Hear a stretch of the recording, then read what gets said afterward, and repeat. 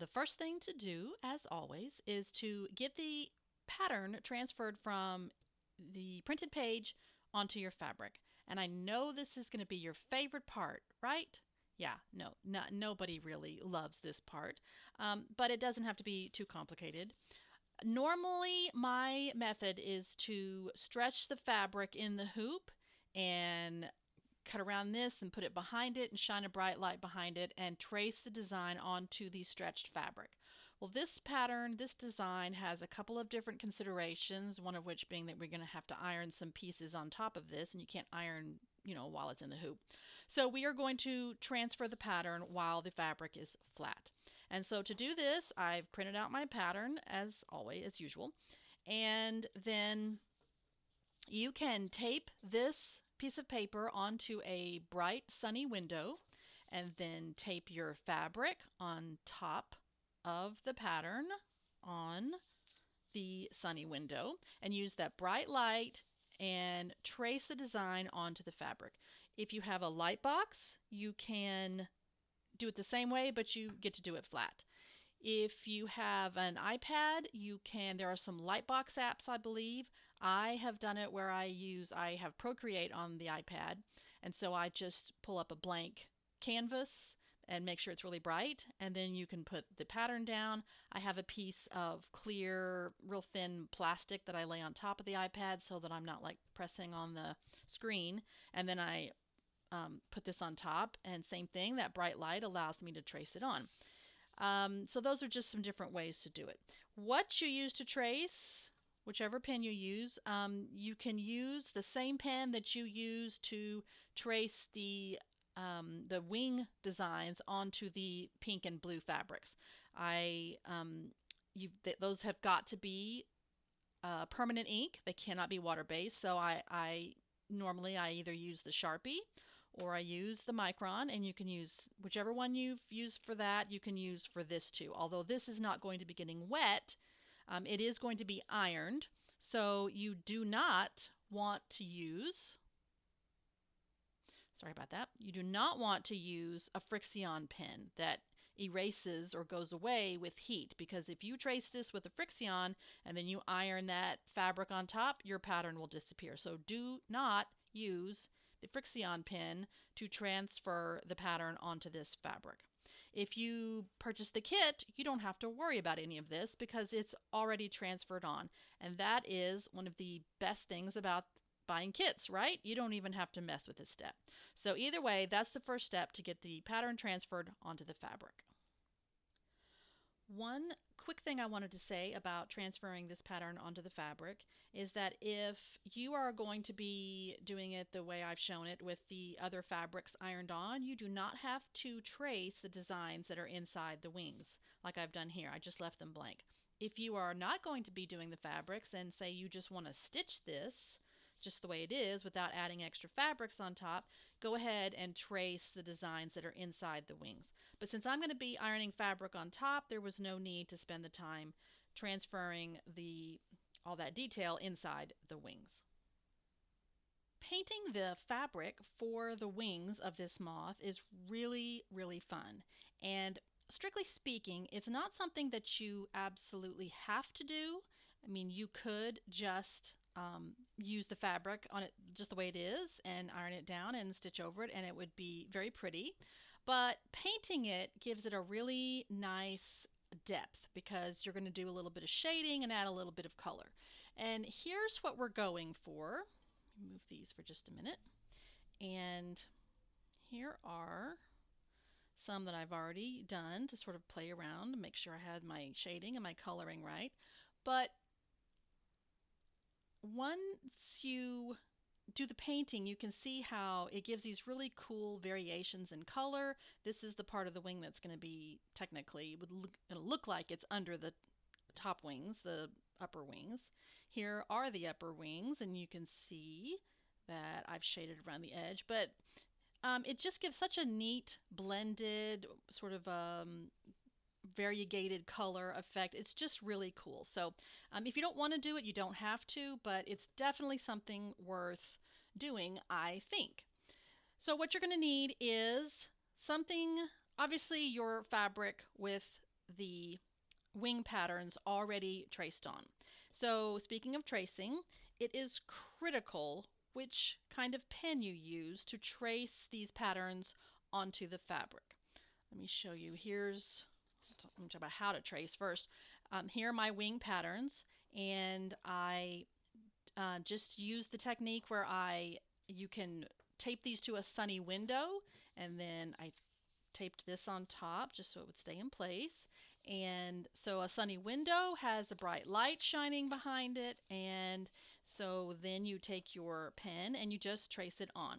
You can use a light box if you have one. I have an iPad that I actually use Procreate. Actually, I just make a blank canvas just so it's a bright white light behind it. I think there are some Lightbox apps out there for iPad. Some of them are maybe like 99 cents, but those are worth it as well. And so anyway, shine a bright light behind it, trace it on. The blue is a little bit harder to see, I'll admit, because it's a darker fabric, but just, take your time and get that light really bright behind it. The pink is really easy to see because it's a lighter colored fabric, but do the same thing. But now on to the pen.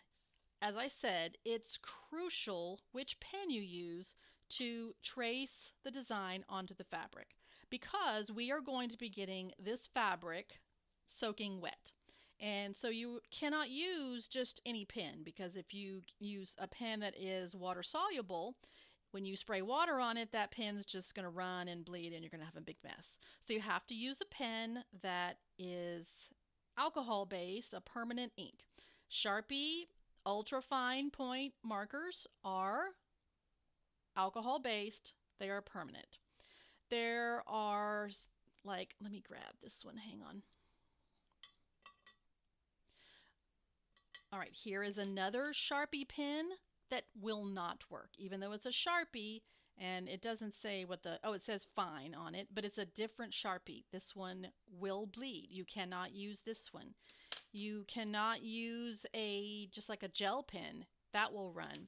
If you have a Frixion marker, which is usually my go-to pen for my embroidery, you can't use that. It will bleed. You must use the Sharpie marker. There's another pen that you can also use. It's the Sakura Pigma Micron pens. They come in different sizes, like the tips are different sizes.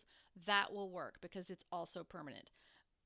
This one is easy to find. You can get it on Amazon. Office supply stores have it. I mean, grocery stores probably have it too.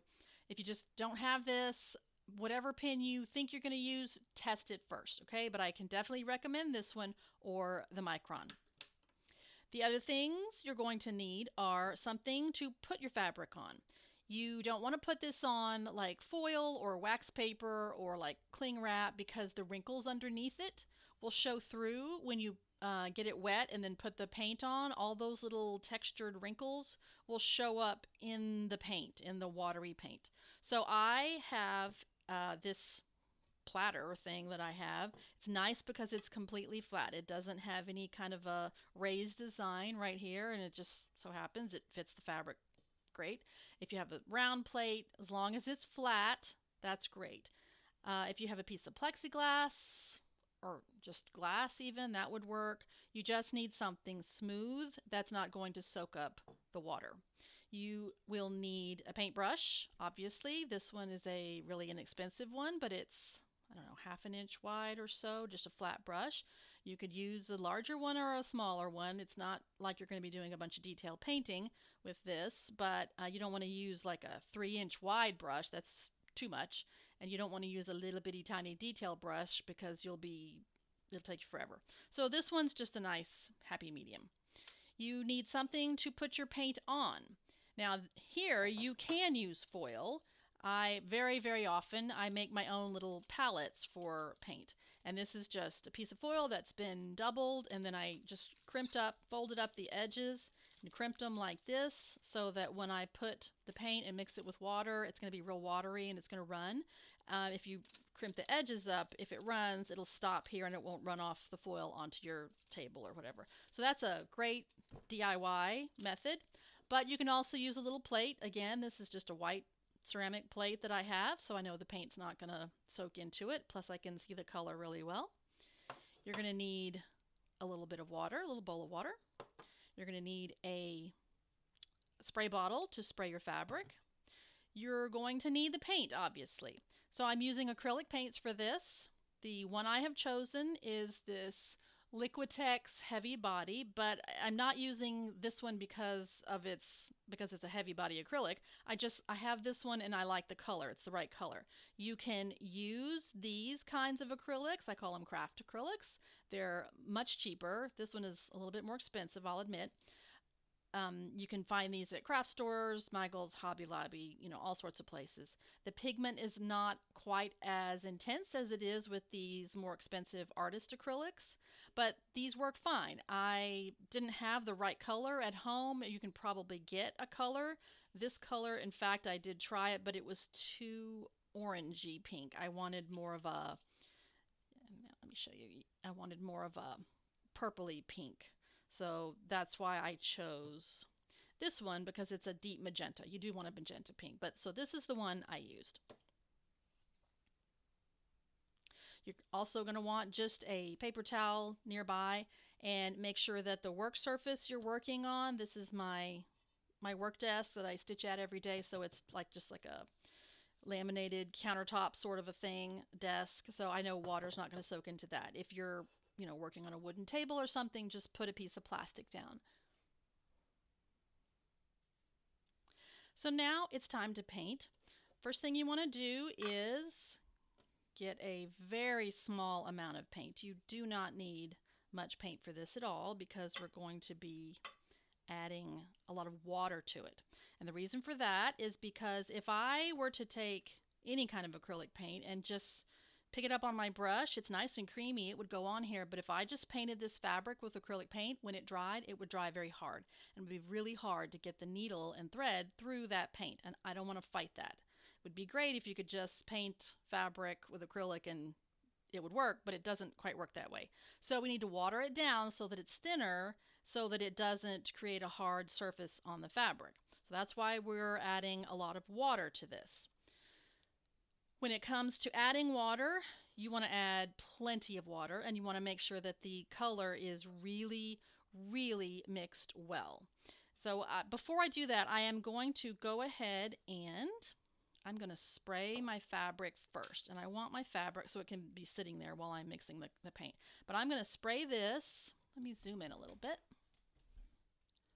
All right, I'm going to spray this fabric with the water bottle, and I'm going to make sure that it's really completely soaked. I don't want any dry areas, and you're going to see the fabric turn a little bit darker when you spray it. You'll really see that on the blue, but so I can tell there's no dry spots. I'll put that aside for just a moment. And now I'm going to mix up some paint to use. Here's my water. And I'm just going to get some water on the brush and bring it over here and pull a little bit of paint over. And you can see when I first start, see how it's wet, but I still have goopy paint that's not mixed, not thinned enough. So I'm going to get some more water and bring it over, and I'm going to keep on mixing. I mean, always the rule is if you think you've mixed enough, maybe go ahead and mix a little bit more so that you don't have little specks of unmixed paint. If you use this kind of acrylics, they're a little more thin and creamy, so they mix up a little bit faster, but the one I'm using is a little bit, since it's a heavy body, as it said. It takes just a little bit longer. Keep adding some water until I am 100% sure that that paint, there's no little blobs of paint that are not mixed with water. So you want kind of an inky consistency, kind of like ink. All right, so now that I think I have it really mixed, and I can always add more water as I go. Put that aside for a minute. So here I am. So before you start painting, think ahead a little bit what you want to do. Like I said, I'm painting this so that this section looks like it's a little bit darker, like it's in shadow, and I'm very lightly going to let some color bleed onto these outside edges. So here's my paint. Maybe you can see it this way. All right, I've already got paint on the brush. This is still really wet, and the thing about this technique is you don't need to panic, but you do want to paint it before this dries out. So move with a little bit of deliberation, but maybe start on the outside of the pattern, but then come in. And this paint is going to dry lighter than what you see here on the fabric. The fabric's going to get lighter, but the paint is also going to get lighter. So I've put some really dark along there, and I'm going to maybe get a little bit more water on my brush. So see, I just pulled some water over and I made kind of a thinner mix right there. I'm going to take that and just paint along this outside edge.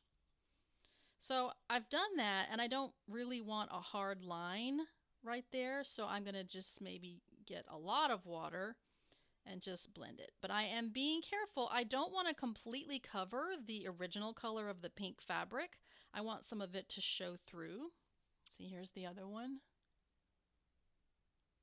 So I don't want to just have it be all, I mean, I want the variation in color, so I'm going to leave a little bit unpainted in the center. But I do want some slightly darker color along this edge. So I'm going to just keep adding a little bit right there. But what spraying the water on the fabric does is it allows the color that you add to it to move through the fabric. If I took this really, really wet paint and put it on dry fabric, it would not move and blend and bleed as much. So I would have maybe a hard line. So I'm going to do the same thing. I'm going to get that darker color. I'm going to go along here.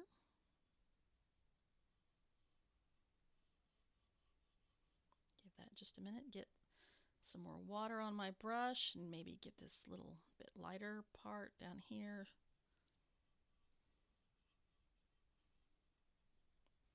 And this is where the fun comes in. You get to see these colors move and blend together. That's what's super fun about it. Now I'm really rinsing out my brush, and I really almost just have clean water in my brush. And I'm just going to put a little bit on the inside here. Make sure it's really blended together. So as I said, make it a little bit darker than you think you want it, because it's going to dry quite a bit lighter. All right, so there, I think that one's done. You can overwork it. I see maybe a little bit down here that's not so blended. Add a little bit more water, and now I think I'm done. You can overwork it, and like I said, if you just keep going, the whole thing will just be this dark pink, and that's not what you want. You want to have a little bit of lighter color. So you can let this just dry the way it is, but honestly, I'm impatient, so I'm going to go take my hair dryer and I'm going to blow dry it with some hot air. So that'll dry very quickly. If you do that, be careful and hold the fabric onto the plate as you're drying it, because that air will get under there and it'll fly off and it'll land on the floor somewhere. So just hold on to it while you put the strong hot air from the hairdryer to dry it. So let me go do that, and I'll come back and show you. And here's what it looks like when it's all dry. So you can tell that I didn't get these identical. That's all right. This one's probably a little bit lighter than this one, but that's okay, because, you know, it's nature. So everything's not going to be identical. So don't worry about that. So there's that one. It's time to do the second piece, but here's my plate, and I think you can see I've got some pink left over. So I don't want to start the blue until I get that off of there, because when I put this blue fabric on here, if I were to just put it on here and spray it, that pink would, I mean, it's not that much pink, but it doesn't really matter. But I am going to wipe that off. Okay, so there's my blue. And this is the exact same process. All right, so now for the blue, same thing. I'm going to spray this, and you're going to see on the blue, it really changes colors. It gets really dark. Here's still dry, and there's the dark. I mean, here's the wet. So get that completely sprayed. Get that off of there. And I moved quickly enough that my paint is still wet from the previous one because I just spent 5 minutes back in there drying the pink one, and this one is still wet. If for some reason this has dried, you're going to want to start with a little bit more fresh paint. You don't want to try to get dried paint wet again. You want to use fresh paint that's nice and wet. But this is still good. You can see it still has good consistency. All right. And because I am putting the same exact color pink on the blue, it's going to be a little bit harder to tell how dark I'm getting it. And so remember when I said it dries lighter, so I'm going to make it a little darker than I think I want it because it's going to dry so much lighter. Let me show you. See, here's the light one, the dry one, and the dark one. But I'm going to make sure I get some really, because I want it to be really dark up here and lighter as it goes down a little bit on the edges. Same thing as before, I want to make sure I keep some light blue in the centers, but I do want it to be really dark up here. So I'm going to get some of this paint up here that's a little bit stronger, but still very thin. And do the same thing. I'm going to just start up there, let that color bleed. Come around the edges. And at first it looks like it's kind of obliterating your black lines, but I promise it's not. I want it a little bit darker here on the outside edge. So I really want it dark up here. It looks like it's pretty dark, but since I know it's going to dry so much lighter, I'm going to add some more paint. Still that super thin, watery paint.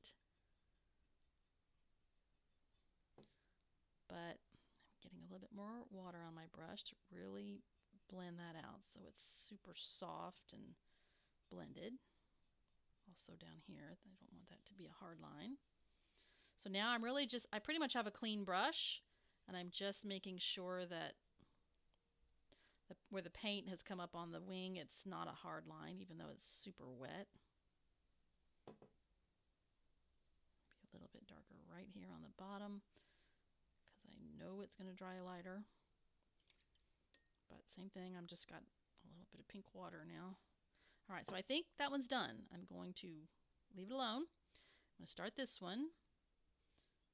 So I'm going to mix up, pull a little bit more paint in, and I'm going to really, really mix it well. Still kind of blobby.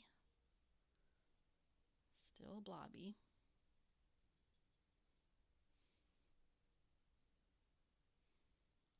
Sometimes you just have to keep mixing it.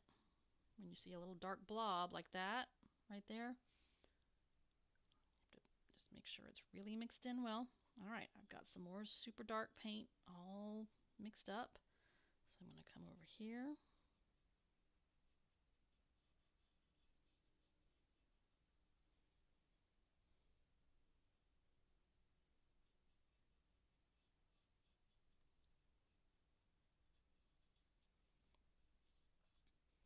Sure that blue fabric is still really, really wet. It didn't dry out because I'm moving along pretty quickly.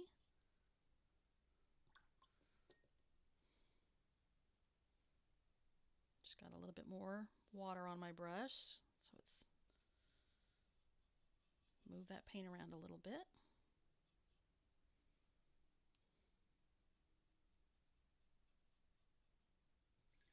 Now I'm cleaning my brush out. I have pretty much sort of pink water, but it's clean. Really blend that. Probably got a little bit more pink in there than I intended right there, but that's okay. Same thing. Doesn't matter if it's a little different. So now I think that one's done. So you can see it's a really pretty fast process because you don't want to dither over it too much because you don't want the fabric to dry out, and you don't want to just add so much paint that you, as I said, obliterate the blue color underneath. So same thing, I'm going to go dry that, and I'll come back and show you what it looks like. I wanted to show you the difference between wet and dry. This side is still wet. I have dried this side, so it's completely dry. And the fabric is much lighter, but obviously so is the paint. This one's still soaking wet over here. And so it's quite a dramatic difference. So just keep that in mind as you are painting. We have our wings painted now, but don't cut them out yet because there's something you have to do first. We need to iron on the back of the wings what's called Wonder Under. It's also called Pellon 805. Pellon is the interfacing company. And but Wonder Under is an adhesive that you can iron onto a fabric, cut it out, and then peel the paper off, and then when you stick it to another fabric, iron it, and so then that fabric will stick to the base fabric. So let me explain. You do want to make sure, well, let me go back. Wonder Under has a paper side and it has a rough side. It looks the same here, but if you feel it, you can tell it has a rough side. So here's the front of our fabric. Here's the back of our fabric. We are going to iron the rough side of the Wonder Under to the back side of the fabric. You want to cut the Wonder Under so that it is smaller than the edge of your fabric, but you need to make sure that it, if you flip it over, that it covers completely the design that you've traced on earlier. So that outline, you want it to be at least that big in order to cover that. So this is the back side of the fabric, rough side of the Wonder Under, rough side down. And the reason you need to cut it smaller than the fabric is because when you iron it, if this hung over the edge, like say for instance, this one is a little too big. See how that's too big? If I iron this, it's going to stick to my ironing board, like up here where the edge of the Wonder Under is over the fabric. This part is going to stick to my ironing board. I don't want that. So I'm going to trim this one so that it's smaller. So what you can do is get a pencil. I have it on, this is the back side, but I can see the lines. I'm going to put it rough side down. I'm going to line it up with the fabric, and then I'm just going to make a line that shows me where to cut it. But so it's inside the fabric, but here are my wings, so I know it's going to cover those completely. Now I will cut this.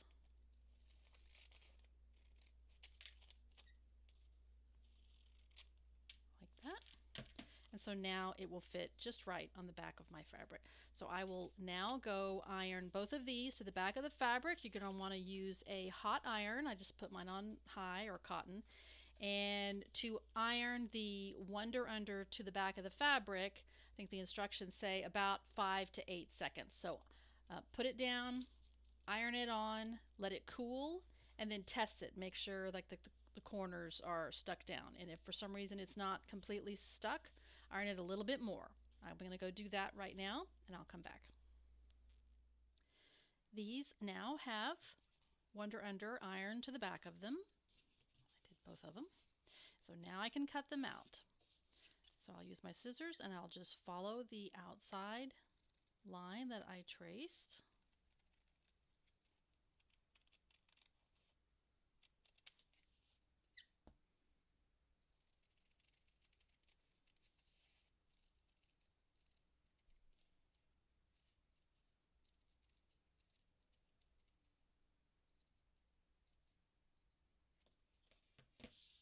Just like that. So I'll do that for all 4 pieces. And here are the wings. I ironed the Wonder Under on, cut them out, and on the next thing you want to do is to peel the paper backing off. So this one does not have the paper peeled off yet, and this one does. It's really just like a sticker, but it's a little bit tricky sometimes to get this off. So, you know, you can kind of bend an edge back, but if you need to, you can even sort of stick a needle underneath on one little corner to get it going. And then once you get it going, you just carefully peel that paper off, and you should have a nice smooth back, and you can just throw that paper away. So now I am ready to iron these pieces onto the fabric with the design traced on. And when you're placing these on top of these shapes, they might not match up completely, exactly, because you've traced them two different times. The main part to remember is you want to cover the lines along this edge and along this edge because we're going to be stitching over them, but you want to cover those as much as possible. So if you have to move it around so that up here it doesn't quite line up, that's fine because this is going to be covered with fluffy yarn and thread. So the main thing is to make sure that the black lines that you traced on the orange fabric are covered up and along here. So when I take this over to my ironing board, I am going to very carefully place all of these, cover those black lines on the edge, and again a hot iron, put it on high, and like a cotton setting. You don't need moisture like steam or anything. And what I'm going to do is I'm going to place these like this, and then I'm going to put a press cloth on top. And press cloth is really just a scrap piece of cotton fabric, preferably a light white, but it doesn't really matter. You just want to put that on top so that when you iron it, in case any of this adhesive sort of melts out, it doesn't get on your iron. That's really not a consideration. It doesn't really happen, but I just like to be extra careful. But you have to be very careful that when you get these placed just exactly where you want them, and then you put the press cloth on top, and then again when you're ironing, you're not shifting these pieces.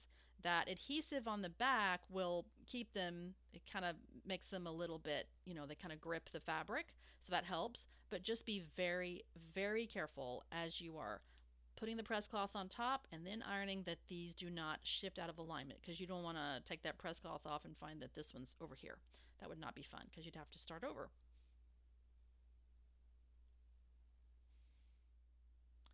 And since I think I forgot to mention it, the amount of time that you want to iron these is 10 to 15 seconds on the with the hot iron.